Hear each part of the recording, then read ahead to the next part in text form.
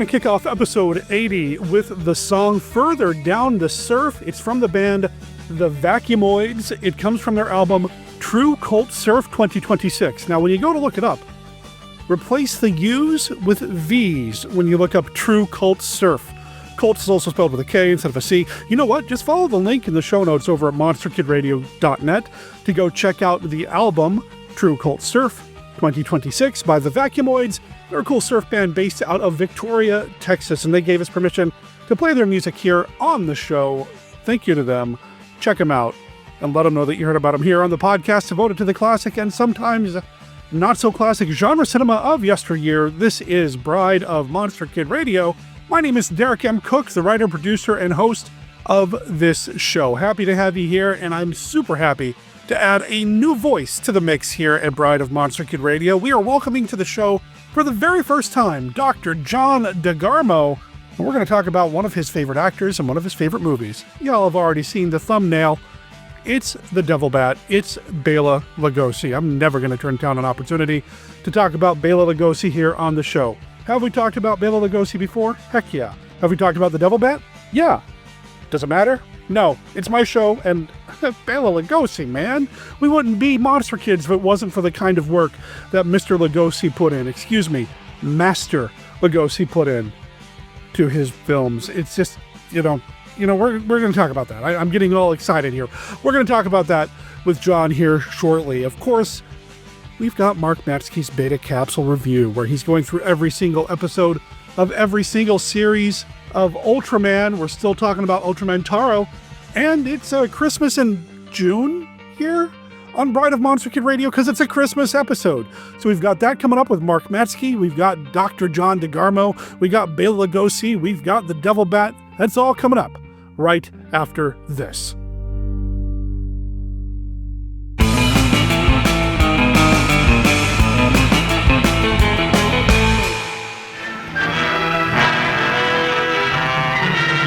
Years ago, in the barony of Frankenstein, a monster created by man stalked through the country, maiming and killing. In time, Frankenstein, maker of the monster, died. The monster disappeared. Now, after 20 years, the son of Frankenstein returns, and fear grips the village anew. A man tainted by the blood of his father can forget his human soul and carry on the diabolical work of the Frankensteins. As a man, I should destroy him. But as a scientist, I should do everything in my power to bring him back to conscious life. Benson, turn on the generator. Produced on a vast scale, Universal Son of Frankenstein presents the most fearsome cast in the history of the screen. Basil Rathbone. In his heart, warm human emotions. In his mind, the monster mania. It's alive. Alive, you mean? Yes, alive, alive. I thought you said our experiments I know. I too thought we failed, but we haven't. I've actually seen it walk. Karloff, rising from the past to spread new terror. Lugosi, sinister, mysterious, evil. You see that? They hanged me once. Lionel Atwill, grim hatred in his blood. One doesn't easily forget, Herr Baron. An arm torn out of the roots. Josephine Hutchinson, her young beauty a magnet to the menace around her. I hate it here, Wolf. I'm terribly afraid all the time.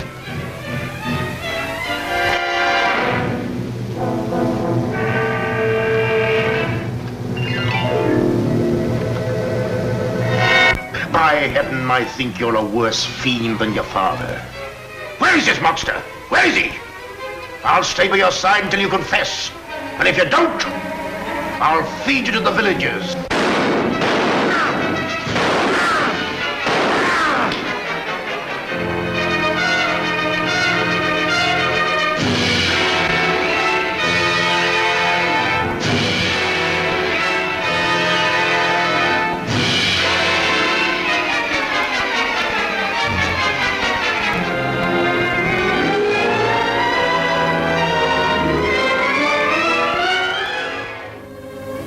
Recently, newspapers and magazines everywhere carried an amazing story.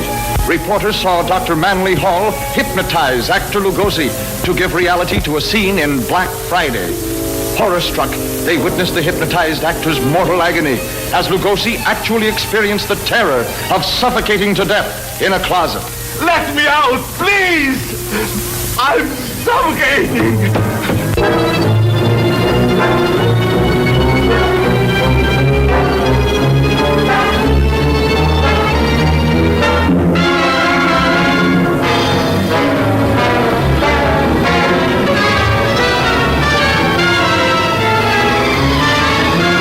The sinister hand of science dares a new and dangerous experiment.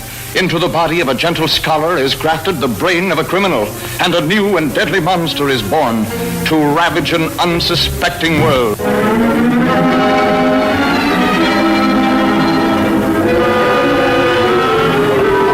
Big shot. Yeah. Fix it up, will you? How'd you get it? The coppers shot me. It's only a scratch. How'd you get it? Well, don't ride me. It's your fault anyway. Fine. Yeah. We'll take big bucks. Go ahead and shoot. You want to dive 200 feet for it? Keep him coming.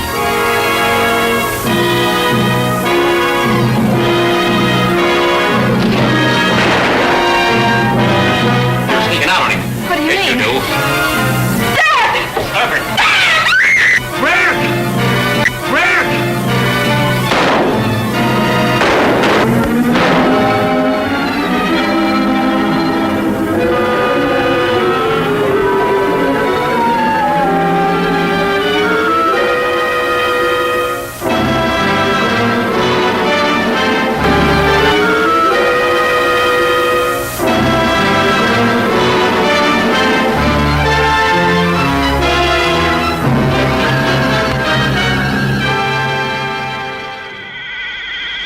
Live from the Land of Light in Nebula M78, home of the mighty Ultra Heroes, it's Bride of Monster Kid Radio's Beta Capsule Review.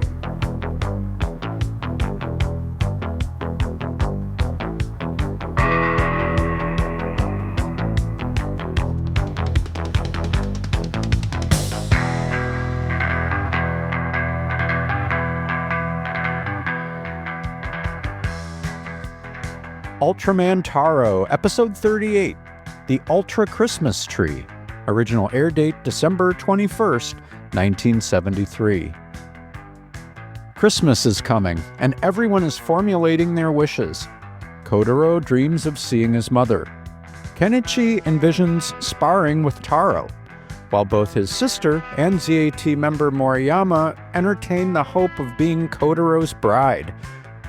Observing all this is Hitomi, a broken-hearted orphan who claims to have been given a seeing stone from Alien Miracle.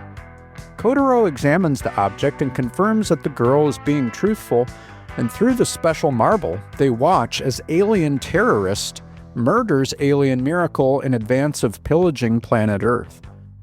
Hitomi is tempted to despair, but Kenichi and Kotaro attempt to persuade her that life is still worth living, even as Alien Terrorist begins his campaign of destruction. The Ultra Christmas Tree of the title is a sight to behold, a display of Taro's creativity using the framework of Tokyo Tower, a Christmas benediction to the people of Japan.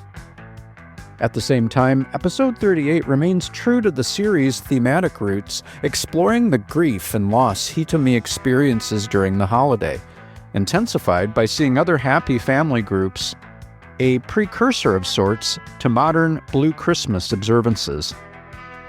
It's also fascinating to note the fortune-telling game that kicks off the story, involving looking into the flame of a lit match to see one's deepest desire. This light-hearted custom is associated with European liminal times such as Halloween and, of course, Christmas, and stands as a sign of cultural exchange between East and West that continues to the present day. For Bride of Monster Kid Radio's Beta Capsule Review, this is Mark Matsky reporting.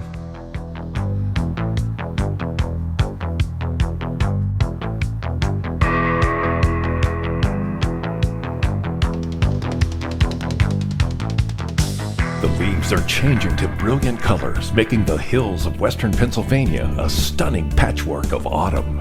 And it will be time for the Monster Bash Expo and Convention at the Marriott Pittsburgh North. The Monster Bash is October 16th through the 18th, 2026.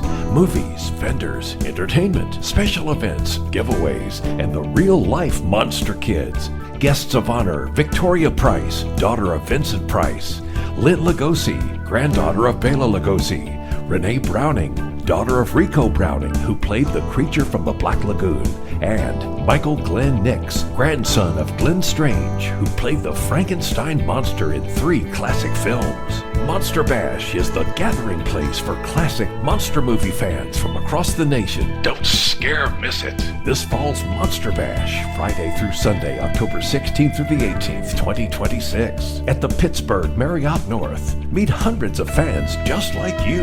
Get your discounted membership registration now online at monsterbash.us or get your pass at the door. Monster Bash, a graveyard smash. monsterbash.us. We love the Monster Bash. Woo!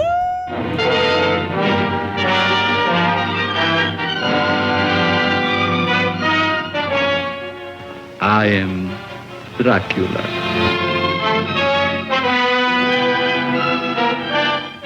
A moment ago, I stumbled upon a most amazing phenomenon. Something so incredible, I mistrust my own judgment. Look. Dracula. The very mention of the name brings to mind things so evil, so fantastic, so degrading. You wonder if it isn't all a dream, a nightmare. Rats. Thousands. Millions of them. But no, this is no dream. This is Dracula, the original terrifying story of a maniac and a man who lived after death, lived on human blood, took the form of a vampire bat, and lured innocent girls to a fate truly worse than death. Dracula? Oh, what's he done to you, dearie? Tell me. He came to me. He opened a vein in his arm, and he made me drink.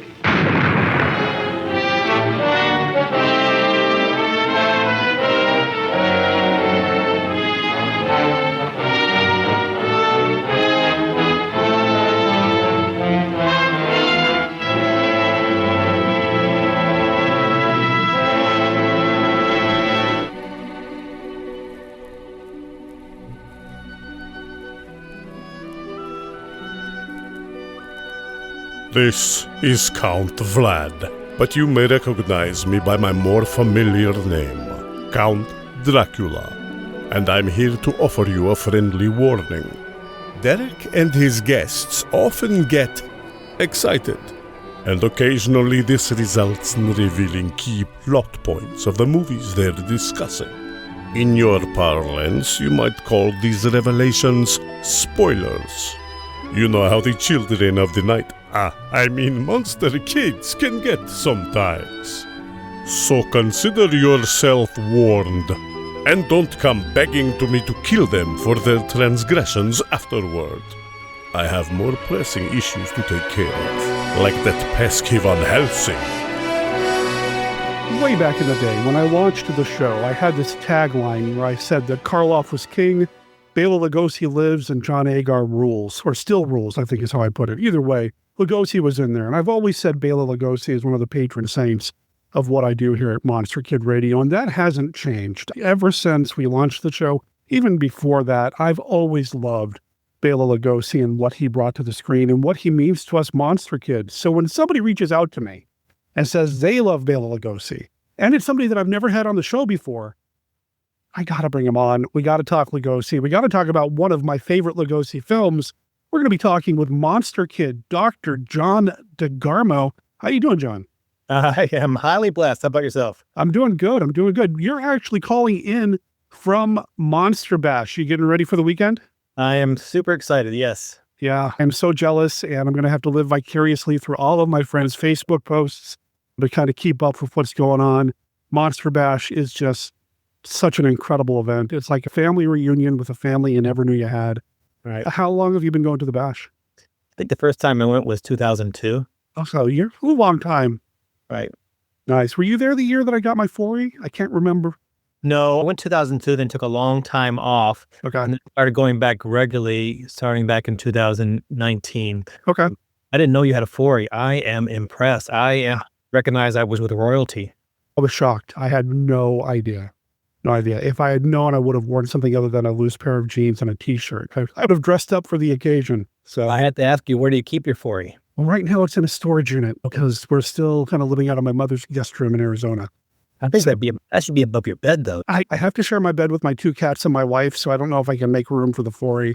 But in a box, it's packaged up nice and neat with the Rondo Hatton Award from several years ago. So it's protected, it's safe, it's good. But when we get our new place, there will be a shelf that it needs to be put on, a nice little shelf of honor, maybe some pin lights to kind of highlight it, that sort of thing. Sure. Yeah, something like that. But enough about me, man. I talk about myself on the show all the time. You're brand new to the show. Right. But you're a longtime fan of this stuff. Yes. How far back does your fandom of monster movies like this? How long have you been a monster kid? My first memory is 1974. Okay. I was born in 69, but my first memory was 74, watching Star Trek, Hong Kong Phooey, and The Wolfman. That's a triple feature. First memories I have of life. And I also remember having a glow-in-the-dark Godzilla. Yeah, you're a Godzilla fan. Godzilla model. And I may have had a Wolfman model as well. So it goes back then, and then I started really getting into classic horror films, particularly Lugosi, late in high school, early in college. I remember going to my public library in the late 80s and getting videotapes, and that's when I saw for the very first time The Devil Bat back in 1988, and I just thought, this is extraordinary. This is extraordinary. And I will never grow weary of watching a Lugosi film. There's something special about him, and I know that you can have the argument Lugosi versus Karloff and who's more important, who's the better actor and all that. Lugosi just has a raw charisma. I will watch the lowest of budget monster movies or any films with Lugosi in it and be entertained. And I love them all. I love Karloff. I love Lon Chaney and his father, and I love the Hammer films. Boy, I love Peter Cushing, Christopher Lee, John Agar. Hey, he's a great one too. But I love them all. But there's just something, there's a specific charm about Lugosi that I can't really describe, but it's just, there's something there, something different. There really is. And try not to play too much into the Karloff versus Lugosi thing or any of them, because here on Monster Kid Radio, Bride of Monster Kid Radio, I love them all. Always going to find something to love about any movie that we talk about here, Mono Sands of Fate. I love them all. Night Fright. Yeah. I love every one of them. And I'll find something to love about them, but there are some that I love just a little bit more. And I watched Mono's Hands of Fate specifically because of you talking about the podcast. I'd never seen it. So I watched it because of you. Well, you still listen to the show. Do you still listen? Well, I thought, it's not my top 10. I don't know I'd necessarily put in my top 100, but I appreciate that you love it because I listen to the films I watch. My family and my friends think, they go to my library and see wall-to-wall books and movies, and they think, what is wrong with this guy? I would much rather watch a classic horror film than anything that's in the theater today. Yeah. Yeah. I have so many movies here. My to-watch list on Netflix and Amazon Prime and all the other streaming services that we might have at any given moment. The to-watch list is huge. But when I sit down to watch something, do I go into those to-watch lists? No. I'm pulling up a Lugosi film, a Karloff film, a Hammer flick, a Godzilla movie, because those are the ones that bring me the most joy and life. There's just something about them that speak to me. I call it escapism, yeah. Escapism. There is an escapism to it. It's an instant nostalgia for a time that I never lived through. So I shouldn't, by any right, have nostalgia for these things. But there's just something special about them, man. Right. And Lugosi brings it. Those are my earliest memories, yeah. Yep. Right on. Well, I want to talk a little bit more about your background as a monster kid and Lugosi, but you're brand new to the show. Never been on here before. Brand new voice. and we haven't played the Classic Five with anybody in a while. So what do you think? You want to play a round of the Classic Five with us? Sir, I would be more than honored to play the Classic Five. I have, when I listen to your show and I think, wow, I want to be on the Classic Five. All the stuff I've done, Good Morning America, all that kind of stuff. The Classic Five is what I want. All right. So for the Classic Five, I have a number of questions here that have to do with classic monster movies, this or that, which movie do you prefer style questions. There are no right answers. It's just a way to get monster kids talking about their favorite topic, which happens to be monster movies. Sir, are you ready to play a round of the Classic Five? I'm very nervous. Yes, I'm ready. All right. Question number one, and I'm just going to pick these out randomly because the actual deck is in storage with the 4A. So I've got my spreadsheet here, and I'm going to land on this one. Which movie do you prefer, Frankenstein Conquers the World or The War of the Gargantuas? Frankenstein Conquers the World. It's just completely ridiculous. It's just the premise insane. The title is incredibly misleading. Yes. It's just, I think if anybody who is not a monster fan by watching it, they would just walk out of the theater and think, what was I watching? For people like us, we think, wow, this is gold. They got Nick Adams. Yeah. Really hard to go wrong with Nick Adams. What a tragic life led to at the end there. Yeah. I'm a Nick Adams fan. I've never seen his TV show. What's it called? The Renegade? Was that The Rebel? The Rebel, yes. Have you seen it? I haven't. I keep meaning to go back to check it out, but I'm gonna have to watch it. Yeah, at some point we'll check it out. But yeah, it's Nick Adams. If you can't get John Agar, give me Nick Adams. Okay. There we go. All right, question number 2. What is your favorite classic 3D movie? Oh. Well, gosh, there's so many. House of Wax is pretty neat. I like when they had the ping pong paddle with the ball. Yes. That's pretty neat. That'd probably be my favorite one. House of Wax. It was the last movie that Beth and I had a chance to see at the Joy Cinema up in Portland, Oregon before we moved down here and talk about with people, and to see it in 3D on the big screen was just a treat. Read that one of my all-time favorites. I think you like it as well. I just love the film. Creature from the Black Lagoon. It's okay. It's a great film. Oh, it's my favorite. Y'all know that. Yeah, it was one of the 3 films in 3D. The first 2 were. Okay. I've never seen them in 3D though. Have you? I have. Creature, the first one I've seen in 3D several times. Revenge of the Creature I've only seen in 3D once or twice. But no, it's fantastic in 3D. It's less about coming out of the screen with those and more about the depth of the underwater shots. Is that 3D for me? I mean, there's a few lunging toward the camera bits when the camera zooms in on the fossilized hand coming out of the rock. That'd be neat. Yeah. No, they're fantastic in 3D, but House of Wax feels like a more complete 3D movie, if that makes sense, because there's so much going on, which is so weird considering the director did not have the depth perception to be able to see the 3D effect. So, isn't that interesting? Yeah, really neat. Good stuff, though. Good stuff. All right. You mentioned Hammer, so I'm going to dip into the Hammer column here. Which movie do you prefer, Horror of Dracula or The Curse of Frankenstein? Horror of Dracula. They're both great. They're both great. But I just, one of my all-time favorite scenes in films, and a great memory I have going back to the 80s, I think it was my Hammer film I watched, was the very end of that film when Peter Cushing runs across that table and lunges at the curtains and pulls the curtains down. Mm-hmm. That to me that was just outstanding. And the fact that he did his own stunts like that, super. And then of course, Christopher Lee Dracula fades away in the dust. That's just when I first watched it in the 80s, that was pretty gruesome stuff. Are you excited about the supposed new footage that's been discovered and the re-release happening? I'm curious about it. I'm in the age where I'll believe it when I see it type thing, because I've heard, rumors of that kind of stuff all the time. Although I do have more faith because I did see the footage of Dracula beforehand with what I'm referring to? I did see that online.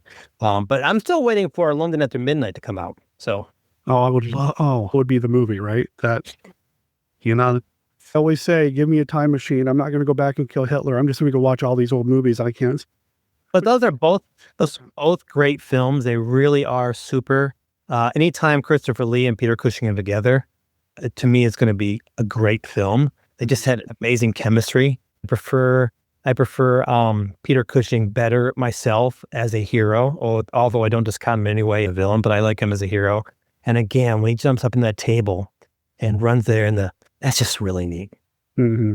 Dominique and I were talking about that just recently on the show a bit there, and then he gets even more heroic in Brides of Dracula with everything he's doing. It's just so good.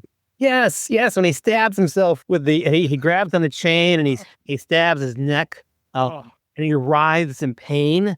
And at the end, when he jumps on the part of the windmill turned into a cross, yeah, wow, just neat. Brilliant stuff, man. Yeah. Brilliant stuff. Yes. All right, so ask 3 questions. Question 4.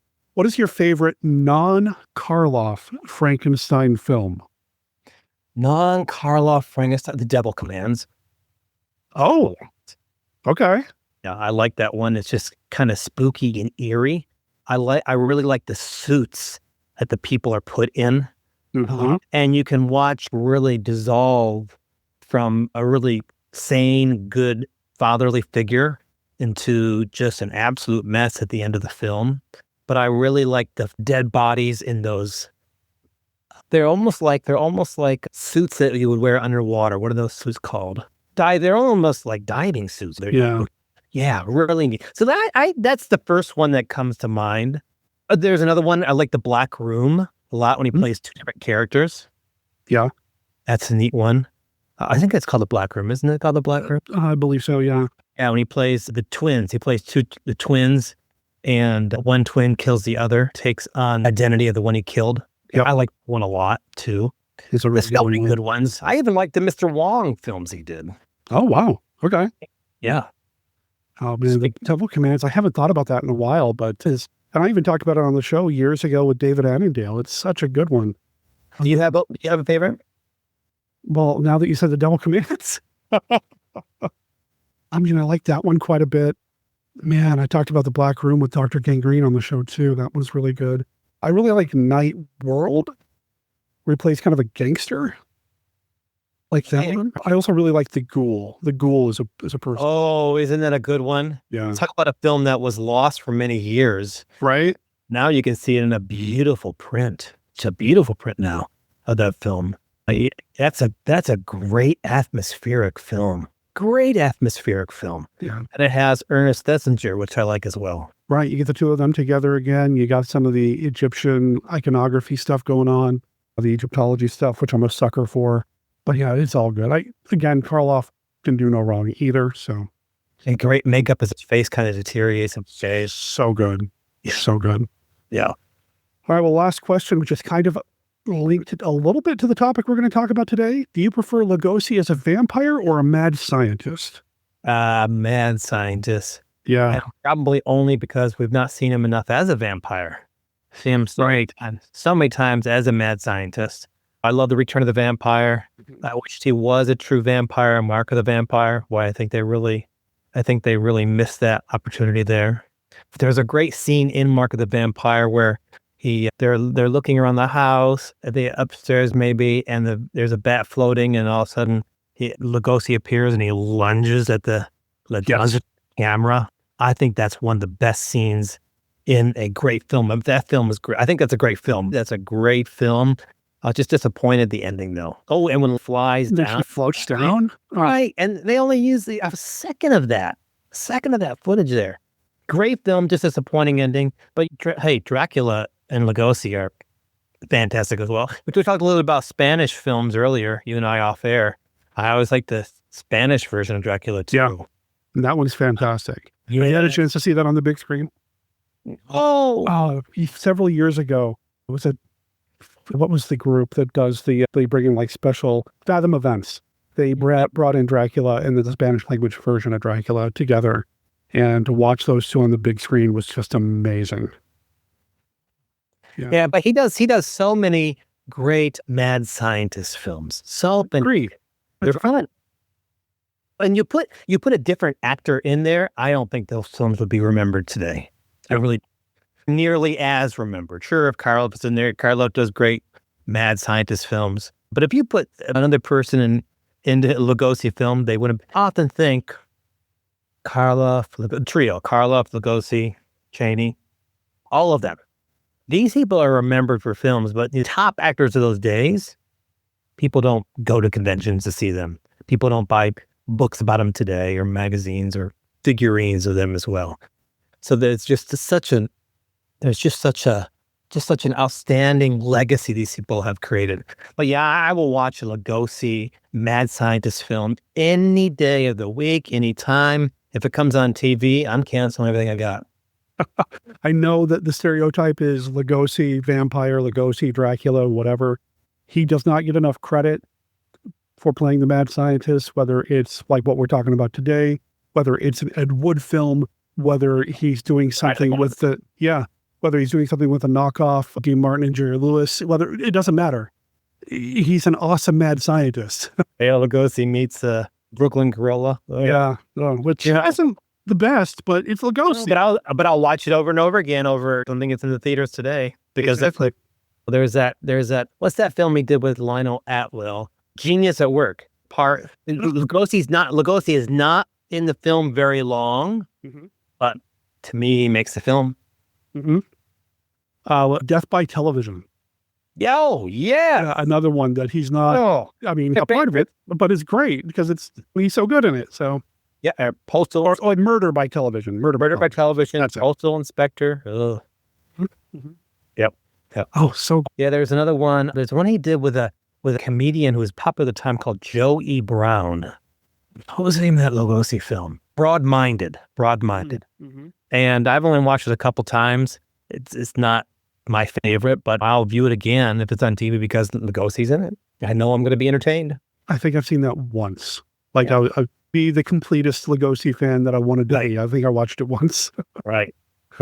But you put him in, and I'm going to be captivated. I'm going to watch it. It's the drawing point to some of those Ed Wood movies. It's the drawing point to some of those lower budget films. But then you've got Zombies on Broadway. You've got, even though he's in it just a little tiny bit, The Body Snatcher. He is phenomenal. Yeah, and to me, he steals Son of Frankenstein. Yeah. Oh, yeah. For the longest time, and I'm ashamed to say this, I wasn't convinced that was Lugosi because he does such an amazing job. Man, you can't tell it's him. He unlocked something in that film. I don't know what it is, but man. Absolutely. Yep. He's so good. And we're going to be talking about Lugosi, The Devil Bat. Your experience with Lugosi, you talked a little bit about it, just kind of learning a little bit more about him, seeing some of these movies. Is The Devil Bat your favorite? It is. And I believe I have every Lugosi film on DVD. And I've seen them all, except for that one that's supposedly out there, Lock Up Your Daughters. They say it's a film that's never, I don't know if it exists or not. But that's my favorite. Is it his best film? No. Is cinematographically the best? No. Does it have the best budget? No. Does it have the best supporting actors in it? No. But to me, it's my favorite. I can't tell you specifically why. Specifically, I could give you lots of reasons. It's hokey, it's silly, it's charming. And it might be because it's the first Lugosi film I have truly in memory, if you will. I know I saw some beforehand. I know I saw Dracula, and I'm sure I saw Son of Frankenstein, but I don't have strong memories of it. But I have a strong memory of watching Devil Bat, as I mentioned earlier, checking out my public library and thinking, this is different. What is this? And that really unlocked the door as Monster Kid for me. It's really on the edge of being excellent in all those categories that you mentioned, cinematography and supporting actors and all that. It's just a few pushes away from being good. But something about the combination of all these elements that are just almost there elevate the movie for me as a whole, as a complete package. And I was watching it today. Have watched this so many times, I've lost track. But I was watching it today, and I was kind of struck by how full the movie is of all these almost marks of brilliance. There's cinematography and lighting and shadow work that is almost perfect in some of these shots. Some of the performances, some of the characters are almost just as good as the heyday of Universal. The movie just captivates me, and I find myself watching the corners now of the movie to see all these other little moments that I might have missed because I was so laser focused on what Lugosi was doing. And I found myself enjoying it even more now. Oh, I agree with you. I agree. The more I watch them, the more I catch something I hadn't seen before, which is, to me, part of the magic of those films. If you look at it historically, it came, I think it was filmed in 1940, and which is right after Lugosi did Son of Frankenstein. And then, of course, he did that Achka, or however you pronounce it, with Greta Garbo.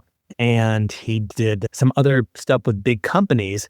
But this was his first monogram film, and it was the beginning of, unfortunately, the decline of his film career. Now, I'm not going to say decline as in quality. I'm going to say decline as in regards to big paying studios. Sure. Yeah. So Son of Frankenstein was his real last big studio film, if I'm remembering that correctly. And then he started doing all these monograms, Poverty Row films, which to me, I love them. I love the Poverty Row films, whether it's Lugosi or other Poverty Row films. I just watched King of the Zombies the other night, and I have a whole bunch of them. I watched Mad Monster the other day with George Zucco. And this was a pivotal time in Lugosi's career. It was a shift in his career from that big studio to going to monogram, and where he carved out a niche in that market, if you will. I think he's remembered as much today for not just his Universal films, but also for his monogram films. Especially within our circles, I think so. You got stuff like The Corpse Vanishes and The Invisible Ghost, and I mean, they're fun, and they're low investment too. I mean, The Devil Bat's just barely over an hour. Right. So it doesn't overstay its welcome any longer than it used to either. So there's just something about movies, these monogram films, these low budget Poverty Row films that he did. He doesn't seem to be phoning it in any way, shape, or form. He's treating it like any other job. Well, maybe not like Son of Frankenstein, because he did something special there, but he's treating it like any other job, doing it well. To be sure, he never films it. He never phones in any movie. Yeah. Any movie, even the Ed Wood films. He's not phoning any of them in. Mm-hmm. But Devil Bat is so much fun. The simple line of, "Well, night, Dr. Crothers. Goodbye, Johnny." Something simple as that. It's just fun. Yeah. Or when he puts on the goggles and he looks through the door frame, and you can see a smile comes across his face as this very phony looking bat gets bigger and bigger. Oh, it's just great stuff. Great stuff. Stuff. The way he packs so much menace, the way he packs so much menace into the goodbye line when he's seeing off the next victim. Right. It's chilling, man. Yes.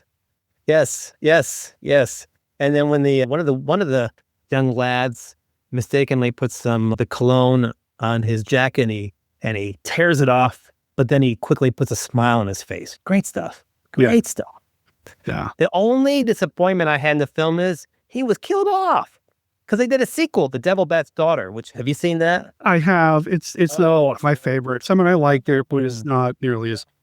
It's not worth watching again for me. I've watched it twice, and that was one time too many. Yeah.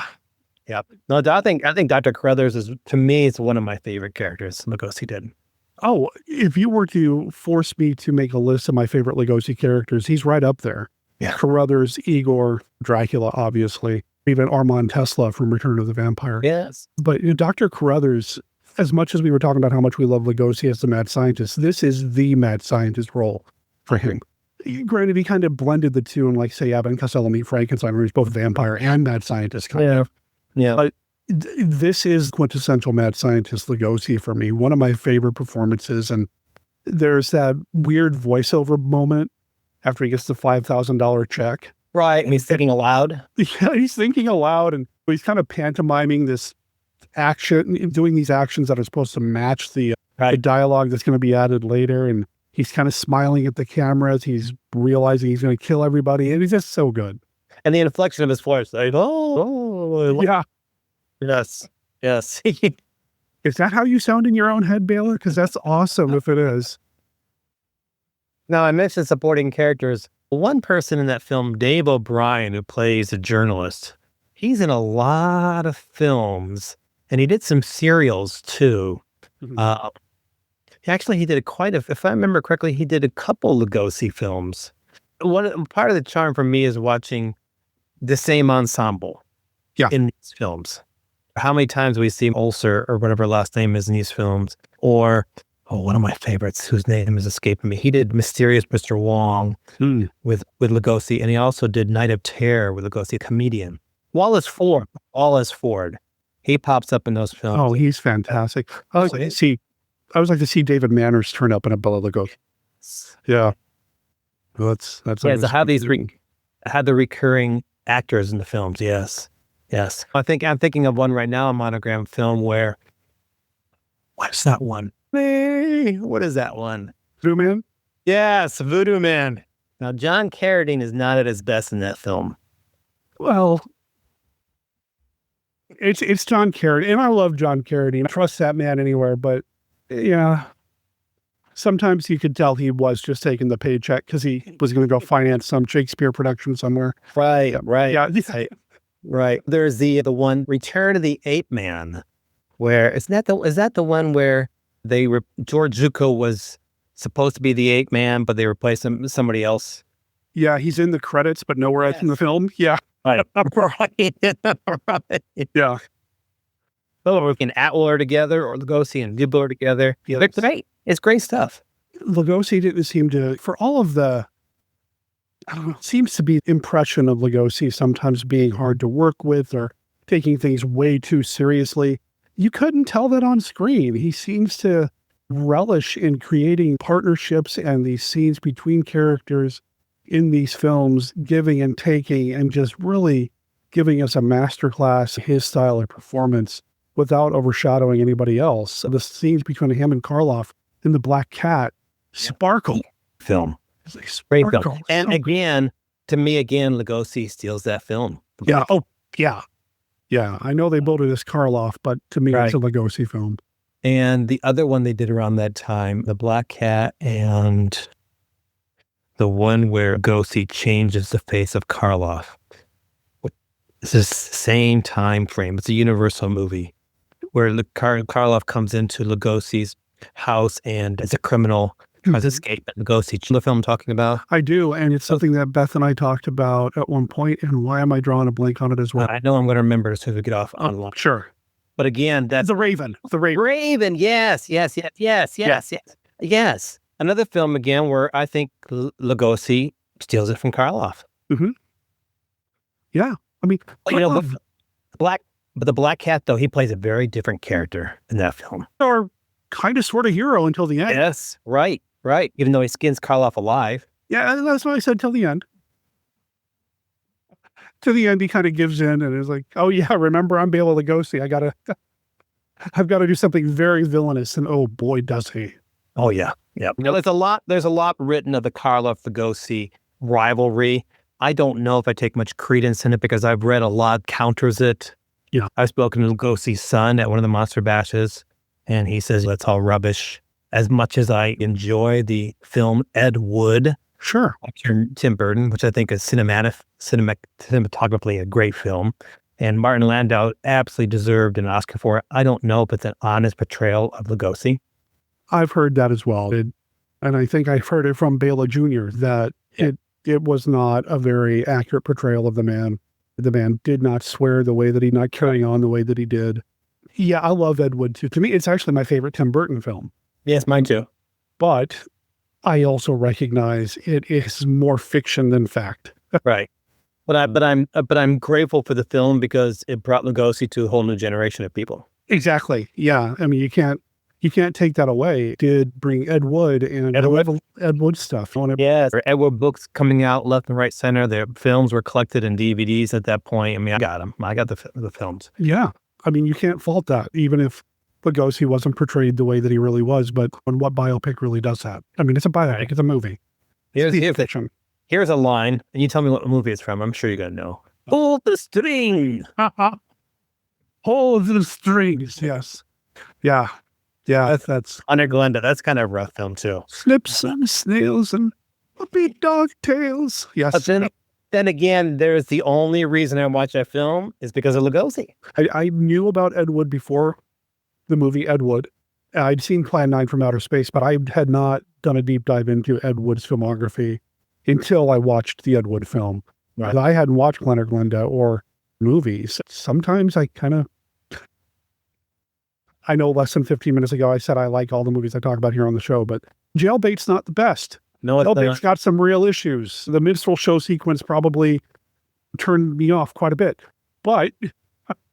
Right. Yeah. And I probably would never have watched Glen or Glenda initially. I watched it before Ed Wood film, when Ed Wood came out, because I discovered Plan 9 from Outer Space back in the late 80s in college. So then I started going down that rabbit hole of, whoa, gosh, what's this Ed Wood guy? And we did movies with Bela Lugosi. So then I saw Glen or Glenda, and I thought, this is a mess, but Bela Lugosi's in it, and he's great. I mean, what is he doing? Pulling these, what is he? What is his character? So I would watch that movie again because of Lugosi. Yep.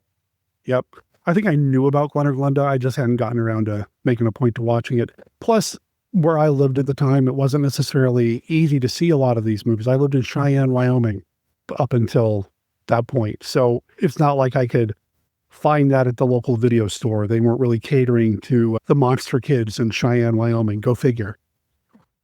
Hearing more to the cowboy and rodeo movie crowd and the big mainstream, big budget stuff. So I was scouring Sunto's videos in the late 80s, early 90s for anything to do with any classic film.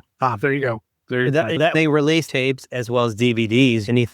Anything that was public domain was out there. And in fact, that's how I discovered White Zombie. I remember specifically in 1991, I had finished Traveling Globe, the performing group, where I met my wife from Australia. And I came back, and a couple of days later, I was at a grocery store, and they had video cassettes, $5. And I saw one for White Zombie. I thought, oh, wow, this is that Lugosi film I've been reading about. And I took it home and popped it in, and wow, I was mesmerized. That's very similar to my White Zombie story experience, is that my buddy Mike and I went to a store called Hastings. This is when I lived in Bozeman, Montana, and Hastings had videotapes for sale and for rent, bookstore, magazines, things like that, music. And they had White Zombie on VHS. And Mike, who loved the band White Zombie, was like, oh, what's this? Oh, it's what the movie, okay, it's what the band named themselves after. Let's buy this. And he bought it. We brought it home. We were roommates at the time, so we watched it together. And yeah, that was my first White Zombie experience. And just like, wow, this is mind-blowingly cool. Oh, isn't it a great film? Yeah. Yes. I mean, I recognize some of the shots and some of the scenes from the opening titles of the HBO TV series Dream On. But yeah, I'd never seen it before, and it blew my mind. It was like this magic. There's a scene when there's no music in it whatsoever, but you have the music, if you will, of it's when character, I don't remember the character's name, but he's a bad guy. He's the guy that goes and buys the potion, and he goes in to meet Lugosi, but he goes through that mill where the zombies are, and you can just hear the churning, and then one of the zombies falls in the mill, and you can hear the kind of the crunching. There's no music, but it doesn't need to have music. It is. As soon as you said that, there's a scene without music, I immediately saw that in my head, because that scene is so disturbing, and there's something awfully beautiful about the way it's put together too. Yeah. Oh, man, that's it. It's just gold in that film. He's just gold. It really is. I don't know if maybe we should have turned this into like our top 10 Lugosi films episode, but man, I could talk Lugosi for days. Well, when was the first time you saw Devil Bat? Or was your first earliest memory of it? It might have been when it was put out on VHS as part of a public domain release. No, I saw it on VHS. And then I've had it on DVD multiple times over the years. And I think there's a Blu-ray release now, storage somewhere that I've got. But I'm sure I picked it up on VHS and brought it home that way. I don't want to paint an improper picture of Cheyenne, Wyoming. I mean, it's a town of 50,000 people. I've been to Cheyenne. We had video stores. I worked at the Blockbuster video there. Excuse me. And anytime we had a classic monster movie, I'd take it home and watch it and love it. If I could order it on discount, I would, for my own permanent collection. I might have watched it on a VHS rental, but I don't remember. I know it was early, though. I'm sure I watched all the Universals first. Yes. I got through all the Lugosi stuff from the big budget studios and then started dipping into the lower budget stuff. Yes. But yeah, I'm pretty sure there's been a Blu-ray release, right? I imagine there has. Yeah. I imagine there has. I have, like you, I've had so many copies of the film over the years. Oh yeah, Kino Lorber put it out. That's right. I wouldn't be surprised. They do great work. Yeah, Great work. When people ask me who my favorite actors are, and I'll say, they'll go through, who's that? And I'll say, well, he's Dracula. He's Dr. Carruthers. That's why he's helping the doctor. I've heard Dracula, but I've not heard of Dr. Carruthers. What I'm waiting for is this. Every October, I go to the local grocery store and I buy 3 boxes of cereal. I know what boxes those are. Even though my wife's a doctor of naturopathic medicines and nutrition, and we don't do anything, it's all organic in our house, no processed food. I go buy Frankenberry, Blueberry, and Count Chocula. I'm waiting for the Dr. Carruthers cereal. Oh, what flavor would the Dr. Carruthers cereal be? I don't know, but I'm sure it'd be in a form of Bass, though, right? Oh, it would have to be. Yeah. I would do that every year. My ex-wife got mad at me because I bought so many boxes, and they would last for like 8 months into the next year. And at that point, they've gone bad, and I'm not going to eat them. But I still have the boxes, darn it. So I would eat the boxes. I'm diabetic now, so I don't buy them at all, and because I wouldn't trust myself not to dip into them. Although, mention another one of our shared interests, I've heard rumors that WWE personality Danhausen is going to be on some of the Monster cereal boxes this year. So really, that's what I've heard. I don't know if that's true or not, but that would be fun because Danhausen is awesome. So, how about that? Danhausen was the only wrestler that my wife and I invited to our wedding. So, he didn't show up. No. Oh, okay. No. But when I saw him several months later at an indie show, he promised not to curse us. So. I'm waiting. I would love to have seen, unfortunately, Lugosi had passed, but I would love to have seen Lugosi play a villain on the original Star Trek show. That'd have been fun. Oh man. Can you imagine Captain Kirk meeting Dr. Carruthers? That would be amazing. I know he kind of almost dipped into science fiction with some of the serials that he did with like the robots that he would make and all that. Right. And had to go full on sci-fi. The Phantom Menace, is that what it's called? Phantom Creeps. Phantom Creeps. Yeah. Oh no, to see him go full on sci-fi, Lugosi in Star Trek would have been incredible. It would have been fun. Yeah, put Karloff in like Lost in Space, and I'm sure Mr. Spock would have found Dr. Carruthers highly illogical, though. Yeah. Oh man, that would have been amazing. Oh, yeah. I wish. We all have our demons, and I know Lugosi had his, and unfortunately it did kind of lead to an earlier demise for him than some of our other favorites from that era. Karloff outlasted him and all that. But man, stuff that I think Lugosi could have given us as the film industry continued to evolve would have been amazing to see. That, and if he had not been blacklisted by the big studios. There's that too. I mean, goodness gracious, he could have done Son of Dracula. I like Lon Chaney in it. I do like Lon Chaney, or he could have been in House of Frankenstein, House of Dracula. That would have been great. Really would have been. I don't discount parroting those films, but to me, Lugosi would have lifted those films up to another level. And he could have done some of them. And we know he could do comedy, so he could have done comedic films. He could do serious films, as we see in in The Black Cat. Mm-hmm. So I think society missed out on a whole lot more of what we could have gotten from Lugosi. I think given the era, the fact that his accent was so strong, right, and somebody like Karloff who did try to meld himself into a more of an American kind of way of producing and being in film, whereas Lugosi was very proud of who he was. I feel like sometimes that worked against him unfairly. But man, he's just so good.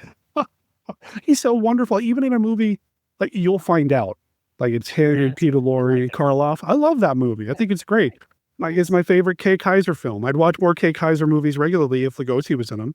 It's the only Kay Kaiser film I've seen, and I've seen that film several times, and I had to do a little bit of a deep dive on this. Who is this Ishka Bibble guy? Right? He's bizarre. Is he? So I did a little bit of. I thought he could have been a breakout star. Well, and they do that whole musical number, The Good Humor Man. Like, isn't that an ice cream? I don't know. What's going on here?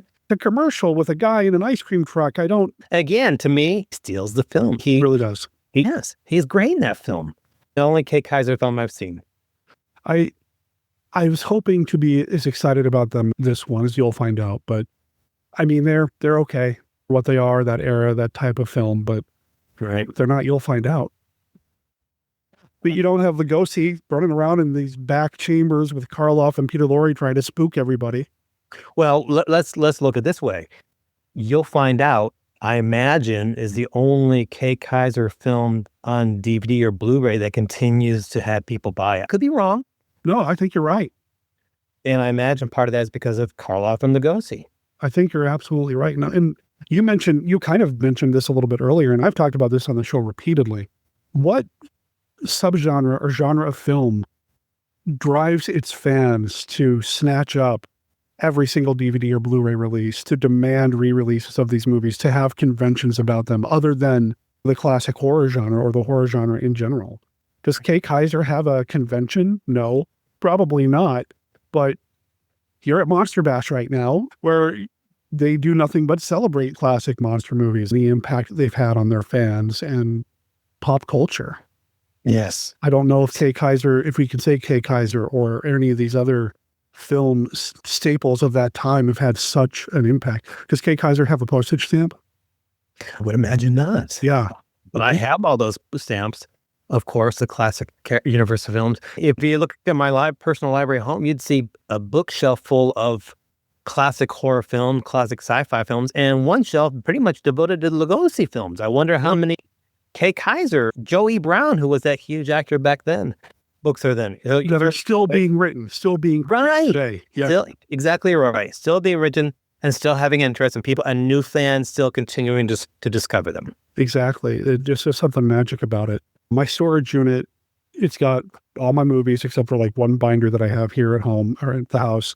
I've got my awards in there, and it's got so many boxes filled with books that my father-in-law cursed me out about trying to move into a U-Haul to ship down here from the Pacific Northwest, because there's so many boxes full of books of just classic monster movie stuff. Godzilla books, Lugosi books, Karloff books, Frankenstein, Hammer books, all that stuff. Yeah, so it's just, the impact is incredible. And I feel like The Devil Bat is one that, if we haven't hyped it up enough already, seriously, it's one of the best ones. He's not doing anything supernatural. He's a mad scientist. It's the best mad scientist Bela Lugosi film. I think you agree. I think you're the one who said it first on this show, actually. Yeah. It's so good. I could watch it over and over and over and find something new. It's always entertaining. I'm never bored. It doesn't extend its welcome. It's just, as you mentioned, it's just over an hour. To me, it's comfort film. When I'm having a rough day, I'll pop that movie on and my worries and concerns seem to dissolve. If I know at the same time, if I want, I don't know if I should say this or not, but if I want to go to sleep, I'll turn the movie on. I'm asleep pretty quick as well if I'm really tired, because again, it's just such a comfort to me. It's relaxing. And he's great in the film, and there's the supporting characters, there's good music. It has that Monogram charm, because Monogram has its own unique style, if you will. Yeah, I give it 10 bats out of 10 bats. I love that. I have gone to sleep times to the dulcet tones of Peter Cushing or Boris Karloff or Lugosi or Christopher Lee or any of them, probably saying something wholly inappropriate to somebody who's trying to go to sleep. But to me, it's a comfort. Yeah. And I love it. And even something like the music, and here's where I talk about the music, even something like the music in this film, which Monogram and PRC would reuse, because it became stock library music, it becomes a comfort. There's the instant nostalgia. It's like, okay, that's the kind of movie we're about to watch. I know I'm in for a good creepy hug. It's fun to me connect, okay, what music is this film in besides this film? How many times am I hearing the same theme in Monogram films? I like to connect that because it's so familiar in some of those films. Yeah. It sometimes used to take me out. Not anymore. It used to take me out to be like, wait a minute, that music was in this movie. But not anymore. I don't have. Well, Universal did the same thing. Oh, Universal all the time. How many times do we hear the Creature from the Black Lagoon sing? Right. Or the Wolfman theme or the Mummy. The Invisible Swan Lake is in both Dracula and The Mummy. So yeah, hear those things. To me, it's a comfort now. It doesn't bother me anymore. But even the music in this is so comforting to me because there's just something fun and kind of they're putting on a show, and it's a cozy horror movie. I don't know if that makes sense, but yeah, it's kind of a cozy horror or monster movie. It's great. Here we are again talking about a monogram studio that was laughed at, a laughingstock studio back in the 40s. They weren't taken seriously, but we are talking about them 80 years later. Right. People continue to watch them and write books about them. I've got several books on Monogram Studios in fact, I looked at one of them last night before we came on today. They just, and Monogram didn't take itself seriously. They knew what they were, and they had fun doing it. Yeah, and this one did pretty well for them. It ended up getting a re-release in 1945. Right. Got the sequel, Devil Bat's Daughter, which is kind of in name only. It's not really, it's kind of connected, but there are some continuity things that don't really make sense. But back then, it's not like they could go and rent the Devil Bat on VHS to make sure that everything made sense and lined up. And then there's a George Zucco connection. You got the George Zucco connection. You've got feathered, not the feathered serpent, the flying serpent? Flying Serpent, yeah. Many say is a remake, The Devil Bat, and I watched The Flying Serpent just last week, and I thought, what? There's so many similarities to this film. So you're right, Devil Bat did do very well. I didn't realize this until recently when I was watching. It was like, wait a minute, that's Strickfaden. The electrical stuff that you see in the Frankenstein movies. Right. Some of his work is in this. Yes. The stuff in Dr. Carruthers' lab, which is fun to see. People have written books about Ken Strickfaden's electrical equipment in monster movies. Yeah. Nobody writes about Kay Geyser's microphone. Just saying. I could do a whole podcast series on tracking Ken Strickfaden's Frankenstein stuff from Frankenstein to this movie to the rest of the Universal movies to Blackenstein to Young Frankenstein to all of that. Right. Oh, Blackenstein. Oh, dear. Which are all movies I love. I mean, for better. Oh, yeah. I'll watch I've watched Blackula and Blackula several times. Blackula I've only seen once. I have not been able to find it. I'm sure I could find it. Excuse me.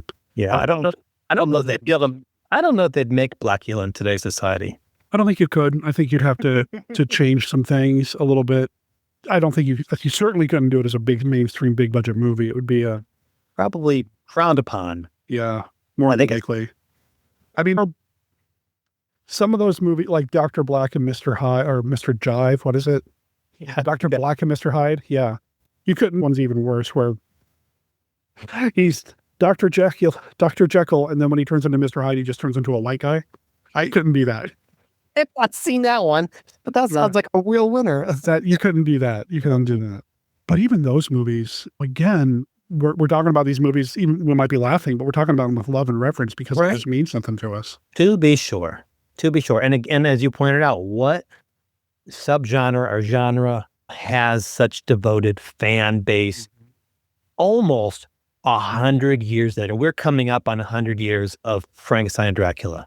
We're crazy. We're knocking on the door. That's so nuts to me. It's happened. Right. There are some films that Lugosi and Karloff did before those that are still out. It's still in print.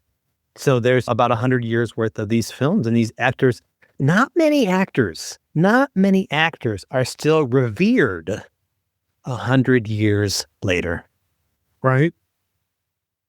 It's nuts to me. I know we are getting close to the point to where Dracula and Frankenstein are going to fall into the public domain. Right, yes. What is going to happen then? Interesting. Yeah. No. It's going to be crazy. Just maybe. Well, fortunately, I'll into love with them, I hope. What's my going? Yes, that's the hope. More people will be able to discover them, because when it does fall in the public domain, fortunately, we have this, I'm going to use the word full, catalog full of books and essays, historical perspectives. So when they do fall in the public domain and people discover them the first time, they can learn more about it because so much has been written about it. So it might be a good thing. It might even propel them to another level. Sure. I mean, our stories about discovering some of these movies because they're in the public domain, White Zombie, right, with me, or The Devil Bat, or any of these movies, because they're in the public domain. I don't know if it's really that much of a thing anymore, but I used to love going into the video stores. If video stores are even a thing anymore. I used to love going into the video stores and picking up the 50 packs of movies from Mill Creek Entertainment. Right. Transfers were garbage. Yes. But sometimes... Found a lot. Right. Discovered a lot of movies through those Mill packs. Mill Creek packs. Absolutely. Yeah. Absolutely. I wouldn't have... Yes. So many of them. And, gosh, as a result, I've got so many copies of X, Y, or Z film through that. Sure. Same. I probably would not have... I wouldn't have had access to a lot of these films if it wasn't through public domain. We talk a lot about how Night of the Living Dead would be as popular and as important as it is if it wasn't immediately in the public domain and available to everybody. I don't know. I mean, I'd like to think it would have transcended either way, but we'll never know. And now with Dracula and Frankenstein and some of the early Universals starting to hit the public domain scene, who knows what's going to happen. See, I'm the age where I would scour my TV guide every night. Yes. Every week. When it come out on Sunday, and it came in the paper on Sunday, I would scour it as a child and circle it and beg my parents to stay up at 2:00 in the morning on a Friday or Saturday night to watch whatever movie it was. Mm-hmm. And sometimes it was a Godzilla film, or sometimes it was a Hammer film, or sometimes it was Planet of the Apes film. Yep. Whatever it might be. Because I didn't have a VCR. There was no VCRs at that point. And if you didn't catch it then, you weren't going to catch it until another couple of years. So thank goodness, I guess, for some public domain films. Yeah, same thing. I would go through the TV guide or the TV section in the newspaper and see what's coming up. And we actually didn't have a VCR when I was a kid. We had a Beta machine because somebody convinced my father Beta was the better gene. So we ended up with a Beta machine. So I would go through and see what was coming up and program the Beta machine to record all sorts of crazy stuff. My father put an end to that when he discovered I was recording the making of the Sports Illustrated swimsuit issue off of HBO at like 5 a.m. But still, I would go through and do all of that. I was a kid, and I understand totally why. And then later, years later, my ex-wife would get really upset with me because once a week, I would sit down and go through the TV listings on the DVR to see what TCM and all these other retro movie channels were showing and program it to start recording 10, 15 hours worth of movies every week, even though I know full well I'm not going to get around to watching them all anytime soon. But the DVR would be always hovering around 85, 90% full of my stuff. Oh, still doing that today. Yeah. Yeah. I'm taping the serials and TCM every Saturday morning, followed by the Tarzan film. So, oh man, yeah. That's once we get moved out of where we're at. Once we get set up somewhere else, we're gonna look into various cable options because not having access to Svengoolie and some of these other things is driving me crazy, man. I have 6 children named DeGarmo. We've had over 60 kids as foster parents, but 6 children named DeGarmo, and none of them are monster fans, but they all know Svengoolie. They all know that Dad is going to sit down at 8:00 Saturday night with a pizza watching Svengoolie. That's what's going to, yeah. Don't talk to Dad then. That's incredible. That's incredible. Oh man. Okay. We've been talking for a bit. I know we kind of went off topic a little bit. Is there anything else we want to say about the Devil Bat? I feel like people kind of know the general story, so I don't want to spend a lot of time there. Plus, I did talk about this with somebody else years ago on the show, and we did talk about the plot then. But to me, I want to just, again, encourage people to look at it and kind of look in the corners and see what's going on, even when Lugosi's not on screen. Carruthers' lab just looks super cool. Yes. There is some really cool work going on with shadows, with the light shining through the window, with the blinds casting a shadow across the wall. It's so close to being genius that it just pushes it right up to the edge of just being perfect. And I really love that. I can actually hear the music right now, the bat flying. Oh, and the bat. Okay. The bat. So this is the time period where there's still, every once in a while, they'll do a close-up of whatever giant animal it's supposed to be, and it's really just some blown-up footage of the actual animal. They did this in this movie. They did it in Murders in the Rue Morgue with the Gorilla Man, Black Scorpion. It's a little silly looking, but it's still cool, man. It's still cool. It's a giant bat. What do you want? Sure. I would encourage, if someone has not seen it, and loves horror films or classic films in general, I'd say this is a must because it's just a fun film. It's not offensive in any way. It's not scary. I think it's a family fun film. You can take your kids and watch it. Yeah. And it's just a good lark. A lark. I like that. That's a good way to put it, man. Yeah. It's a really good way to put it. What are you looking forward to at Monster Bash this year, since you're there and I'm not?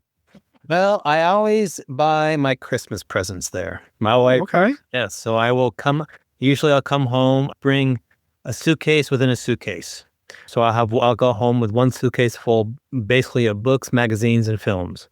Okay. So I always like to go see. Right now, I've been kind of diving into you talked about it recently. I've been really going down the Mexican horror film the last few years. So I've been going each year and gathering more of those. In fact, last year I came home with Santos and the Vampire Women.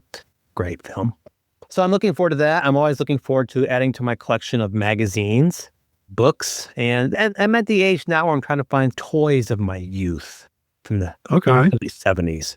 But I also love just going, and as I told my wife, as I was walking down the car today, and I told my wife, I said, I'm going to a convention where there's people who appreciate Star Trek, classic horror film, classic sci-fi film, and old cartoons. I said, these are the only people that understand me. Yeah. So it's fun. I think you mentioned earlier, it's like a family reunion of sorts. Mm-hmm. It's just people are there for the same. Everybody's happy. You don't find an angry, cross person there. I love listening to Greg Manx topics he speaks on. I like going to the seminars and enjoy that. I love the whole thing. It fills up my bucket.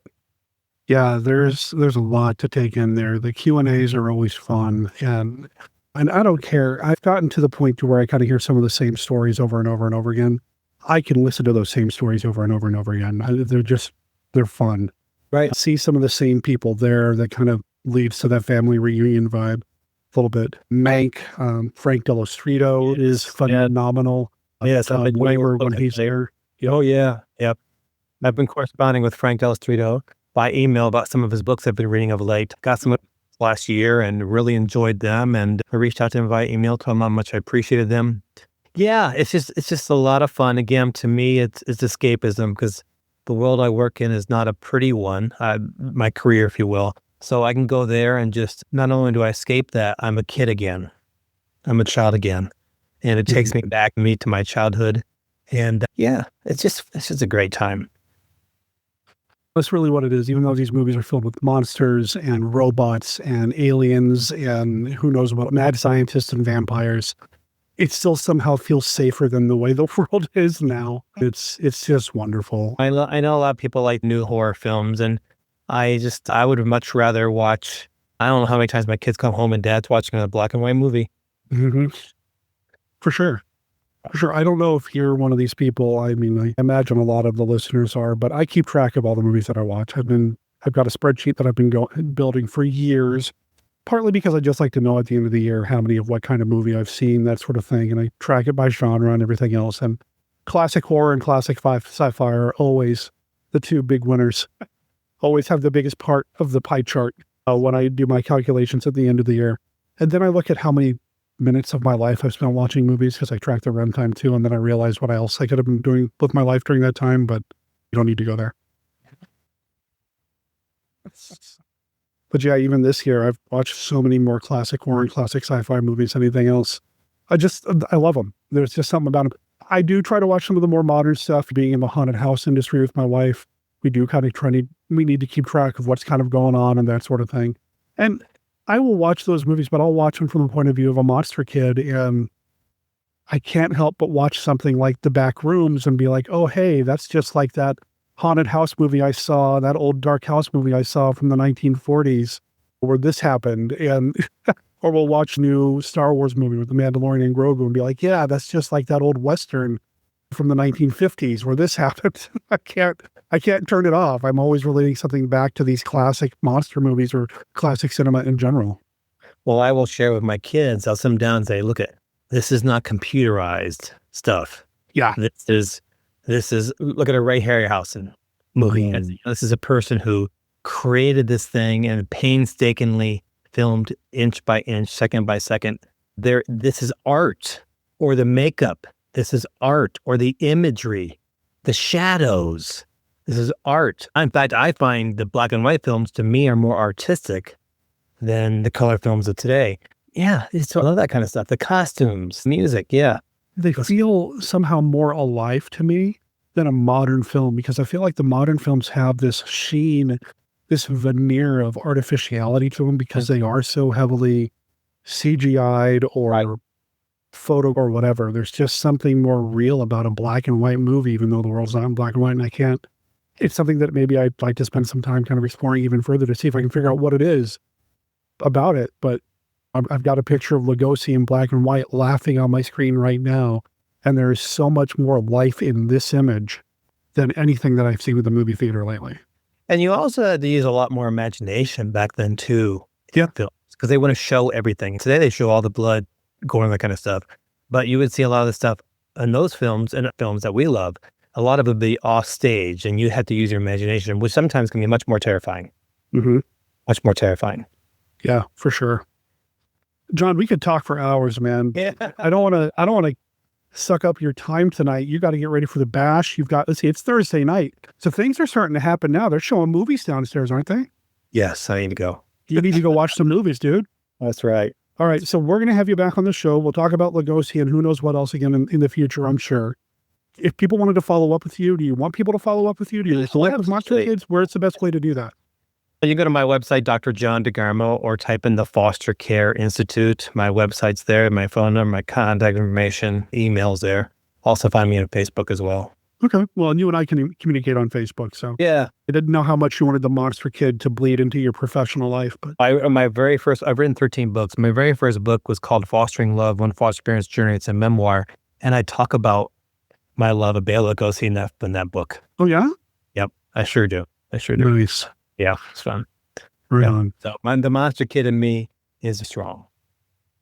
That's awesome. Well, I'll make sure there's a link to some of this stuff in the show notes over at monsterkidradio.net. And seriously, man, post some pictures on Facebook. Let me know how Monster Bash is. I will. If you run into Frank, anybody else. I'll tell Ron. Yeah, and Ron in particular. Yeah, please let him know. Derek and Monster Kid Radio misses them and wishes that we were there and maybe next year.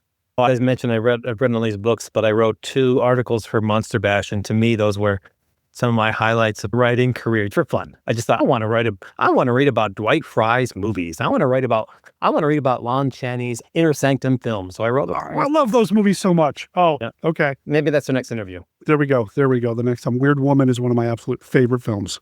Yep.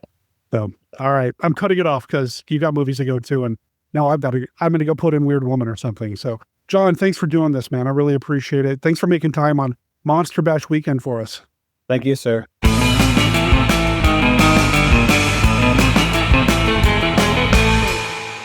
All right, well, that brings us to the end of this episode of Bride of Monster Kid Radio. I want to say thanks to John for being part of the show and for his patience, because we've been kind of circling each other online, trying to figure out a time to make this work. John, not only did you work with my schedule, but you spent part of your Monster Bash weekend recording with little old me. I really appreciate that. Thank you for spending some time and giving me an opportunity to rap about one of my favorite actors, one of the patron saints of Monster Kid Radio, Master Bela Lugosi. How cool was that? Did you enjoy the conversation? I hope you did. I did.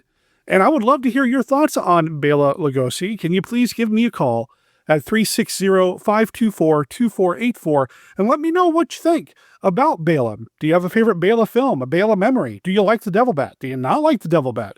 Where do you fall on the Lugosi versus Karloff thing? I would love to hear your thoughts about Bela Lugosi or about anything else that we've talked about here on the show. You can also email me at monsterkidradio@gmail.com. You can send an email or you can create an audio file and send it to me by email, and I'll include that in an upcoming episode of the show. Beth and I are starting to collect some feedback, and eventually we are going to have a full-on feedback episode.